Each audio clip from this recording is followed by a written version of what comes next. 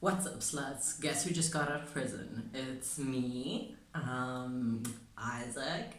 I haven't been here for like a few weeks, but you know how it is when you like get sick, and along with that, like a mental health dump occurs. So, there's that.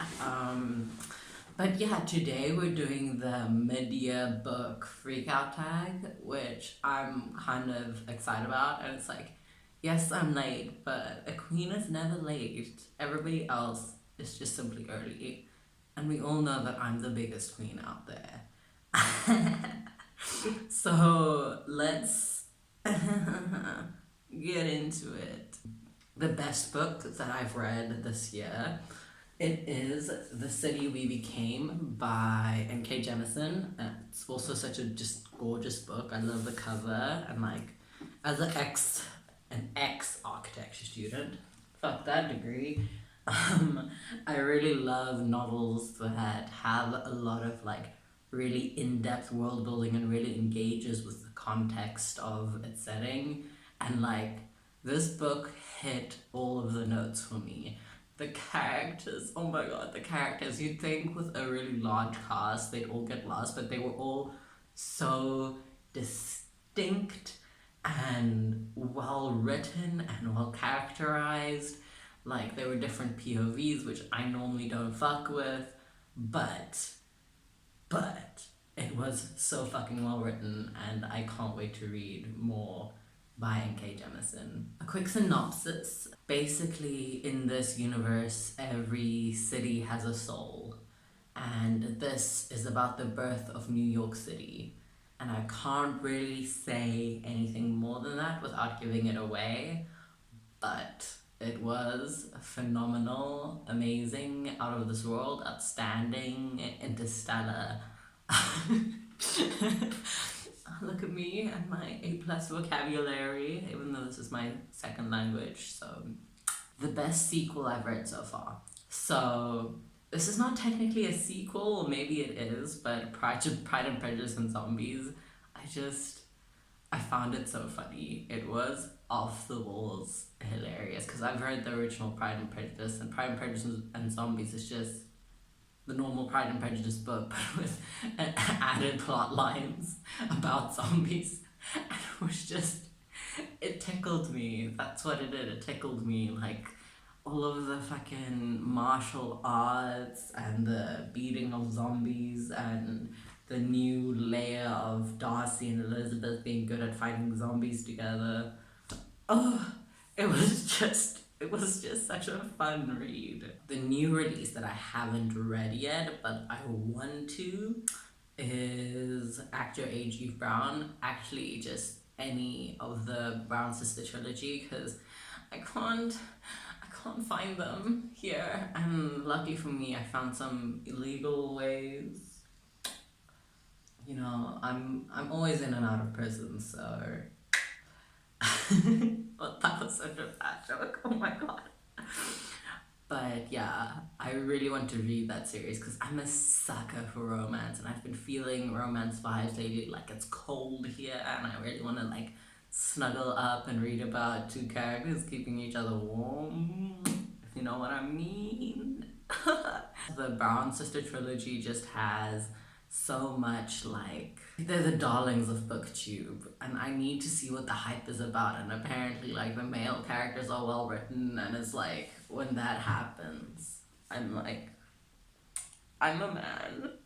I get to be well written. What a treat. Releases from the second half of the year: Redempted by Jordan Ipueko. It's a sequel to Ray Bear. I don't actually have my Ray Bear book with, and now it's like a whole situation to get it back. Literally can't wait to reread Ray Bear and to read, what's its name again? Redemptor by Jordan Ipueko.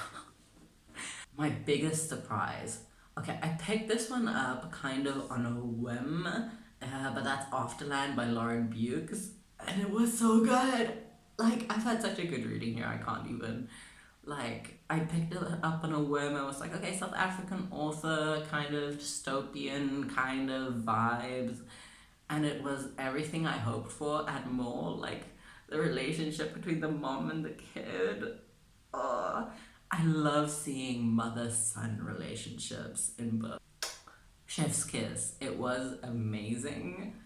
Like, the imagery was so vivid, and just, you can tell the amount of world building she did, and also, like, she apparently edited it down a lot to remove some of the less relevant stuff, and, like, you can tell that only the elements that need to be there is there, and your imagination can fill in everything else. And I love when authors manage to get that right balance in world building, because world building is very important to me as an ex-architecture student. New favorite author and most beautiful book. This one is a 2-in-1, but Year of the Flood by Margaret Atwood. This book, I already made a review on it, so, you know, go watch that. I'll figure out how to do the thing with the eye, you know what I mean.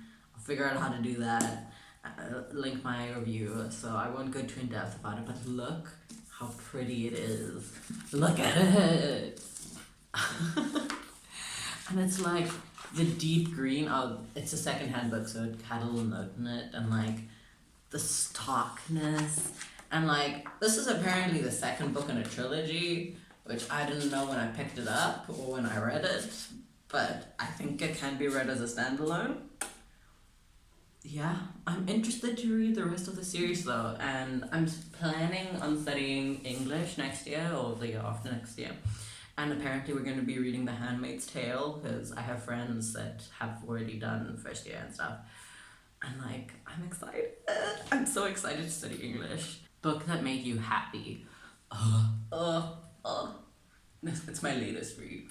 Wake of Vultures. I forget the author's name, but it was phenomenal. I have not been the same. It's on, because I have like, obviously there's 5-star books, and then there's 5-star books that you're gonna carry with you for the rest of your life, and they're just a part of you now. And this is one of those books. It is just so good. It's like a dark fantasy western with a trans character, and it was so good.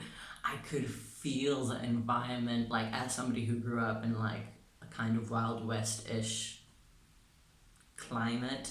It was just everything I hoped for and more. Like, my inner horse girl has been reawoken. Like, I want to be a cowboy, baby, you know?